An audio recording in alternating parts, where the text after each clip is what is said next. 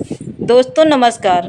आज हम एक बहुत ही रोचक और भक्तिपूर्वक कथा आप सभी के समस्त लेकर उपस्थित हैं। तो दोस्तों कहानी को पूरा सुने, आधा अधूरा न छोड़ें। बैकुंठ धाम में भगवान विष्णु शेषनाग सैया पर विश्राम कर रहे थे। उसी समय नारद मुनि वीणा बजाते हुए पहुँचे और बोले, नारायण नारायण, प्रभु पृथ्वी पर लोग बातें करते हैं और कहते हैं कि स्वर्ग और नरक का अधिकारी कौन है। कोई कहता है कि केवल भक्ति करने वाला स्वर्ग जाता है, कोई कहता है कि केवल अच्छे कर्म करने वाला।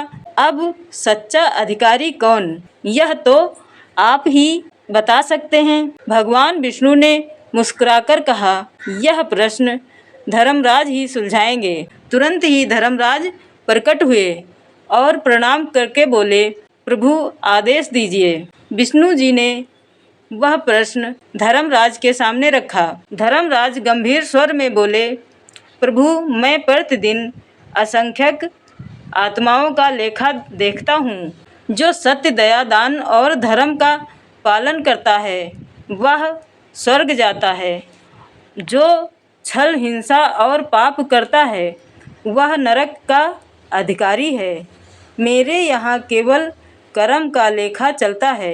यदि कोई केवल नाम जपे और कर्म बुरे करे तो न्याय यही कहता है कि वह नरक में जाए। विष्णु जी बोले, धर्मराज आप न्याय की बात कर रहे हैं और वह उचित है, किंतु भक्ति का भी महत्व है। जो सच्चे मन से मेरा नाम जपता है उसका हृदय शुद्ध होता है।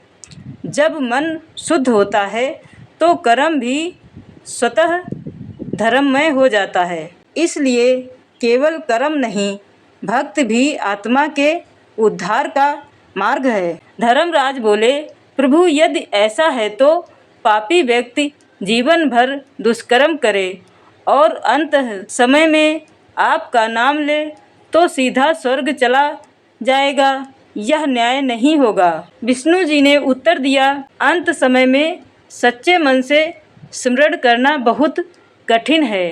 पापी का मन मोह और भय में डूबा रहता है और यदि कभी वह सच्चे भाव से स्मरण कर भी ले तो पहले उसे पाप का दंड भोगना होगा, उसके बाद ही मुक्ति संभव है। इस पर विष्णु जी ने उदाहरण दिया, एक ब्राह्मण रोज यज्ञ करता है पर भीतर अहंकार और लोभ से भरा है। धर्मराज बोले, क्या प्रभु यह स्वर्ग का अधिकारी नहीं?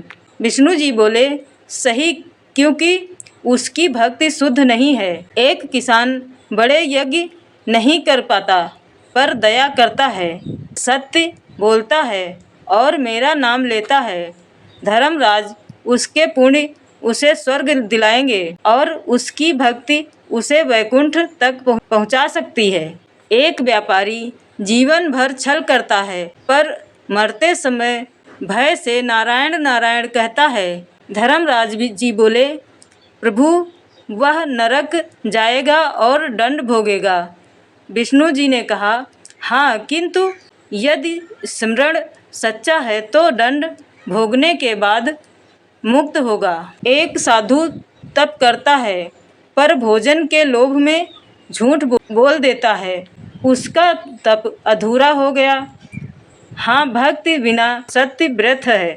एक गृहस्थ अपने परिवार की सेवा करता है, अतिथि सत्कार करता है और रोज भगवान का स्मरण करता है।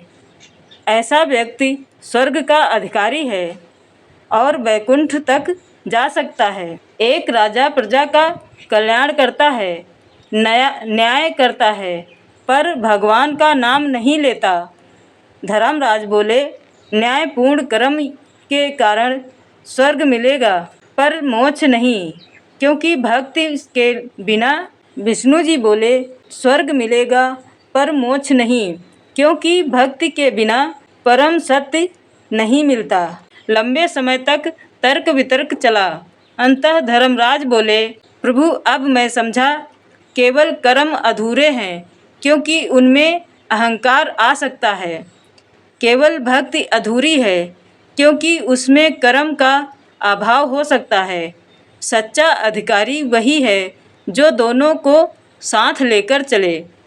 विष्णु जी बोले, सही कहा धर्मराज, आप न्याय के प्रतीक हैं और मैं करुणा का। जब न्याय और करुणा मिलते हैं तो आत्मा को वास्तविक मार्ग मिलता है।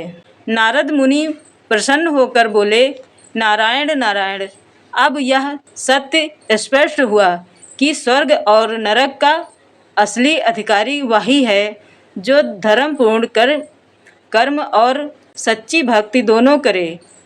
धर्मराज ने प्रणाम किया और बोले, अब से मैं अपने निर्णय में केवल कर्म ही नहीं बल्कि भक्ति भाव को भी ध्यान में रखूँगा। विष्णु जी ने कहा, और मैं अपने भक्तों को यह शिक्षा दूंगा कि सच्ची भक्ति वही है जिसमें धर्मपूर्ण कर्म झलकते हों। इस प्रकार यह प्रसंग विष्णु जी और धर्मराज जी के बीच समाप्त हुआ और धर्मराज अपने न्याय स्थल पर चले गए।